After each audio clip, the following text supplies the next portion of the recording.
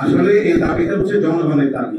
আমরা যারা মোবাইলে বিজনেস করি, আপনারা যদি খেয়াল করবেন, আমরা 1 টাকা দিয়ে যে পণ্যটা কিনবো সেটা আমরা হয়তো দেখা যাবে, এক্সাম্পল আমি 1 লাখ টাকা দিয়ে একটা পণ্য কিনলে আমি 1,01,000 টাকা বিক্রি করবো।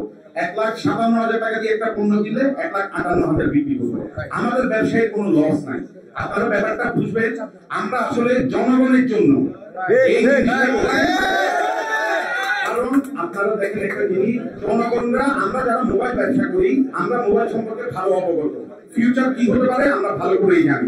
আপনারা সাংবাদিক, আপনারা ক্রাইম বা অন্যান্য রিপোর্ট সম্পর্কে আপনারা অবগত। তা আমরা বুঝতে পারছি সামনে যদি এই এনএএস সিস্টেমের মাধ্যমে যদি 57% আমাকে ট্যাক্স আরোপ করা হয়, সবচেয়ে বেশি ক্ষতিগ্রস্ত হবে আমাদের দেশের জনগণ। সর্বোপরি সবচেয়ে বেশি ক্ষতিগ্রস্ত হবে দিনমজুর যারা রিক্সাওয়ালা আছে, এরা মোবাইল ইউজ করতে পারবে না। এবং সবচেয়ে বড় ক্ষতিগ্রস্ত হবে আমাদের স্টুডেন্ট সমাজ, আমাদের ছাত্র সমাজ। কারণ ছাত্ররা একদম কম মূল্যে, ন্যায্য মূল্যে ভালো প্রোডাক্টের হাই কনফিগারেশন যে সেটগুলো পাচ্ছে, সেগুলো পাচ্ছে আমাদের এই গ্রে মার্কেটের জন্য। আপনারা একটা জিনিস খেয়াল করবেন, আমাদের সামনে যে যুগ আসছে সেটা হচ্ছে এআই এর যুগ। এআই এর যুগে আমরা যদি পিছনে পড়ে থাকি তাহলে জিনিসটা আসলে একবারে বেমানান এবং দুঃখজনক। আপনারা দেখেন, আমরা প্রযুক্তিগতভাবে সামনে যেখানে এগিয়ে যেতে চাই, ওই জায়গায় একটা সিন্ডিকেট, বিভিন্ন ধরনের আমরা উপদেষ্টারও নাম শুনতে পাচ্ছি, উপদেষ্টা সহকারীর নাম শুনতে পাচ্ছি।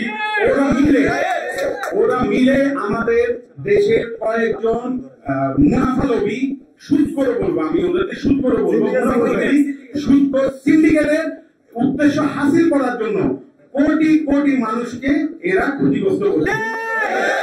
আন্দোলনের ব্যাপারে একটা কথা বলবো আপনাদেরকে, শুধু আপনারা আমাদের এই মোবাইল ইউজ করে প্রায় 6 কোটি সিম আমাদের বাংলাদেশে ইউজ করে। এই 6 কোটি লোকই কিন্তু এটাতে ক্ষতিগ্রস্ত হবে। এবং এই 6 কোটি লোক যদি ক্ষতিগ্রস্ত হয়, এখনো কিন্তু সবাই ঘুমে আছে, কেউ বুঝতে পারছে না এটার পরিণতি কি হবে।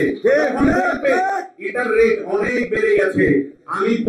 আমি খরচ করে বলি, যদি এরকম একটা পরিস্থিতি সৃষ্টি হয়, 5 আগস্টের রেকর্ড ভেঙে সকল জনগণ রোডে আপনার এনবিআর, আপনারা তখন কি করবেন আপনারাই ভালো জানেন। এবং আপাতত উপদেষ্টারা যারা আছেন, আমি আপনাদের সবিনয়ে আমি অনুরোধ করছি, আপনারা এখন দেশের ক্ষমতাবান ব্যক্তি, আপনারা দয়া করে এই জিনিসটাকে আমলে নেন।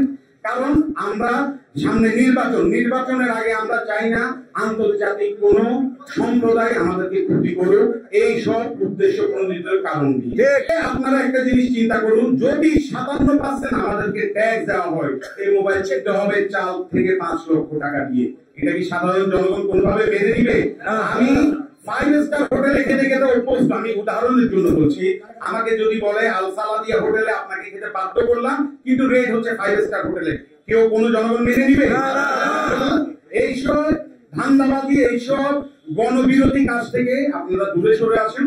আপনাদেরকে আমরা সতর্ক দিচ্ছি না, আপনাদেরকে আমরা সতর্কবাণী দিচ্ছি না, আপনাদেরকে আমরা সহযোগিতা চাচ্ছি। আপনারা আমাদেরকে সহযোগিতা করুন এই ব্যবসায়িক সমাজকে বাঁচিয়ে রাখতে।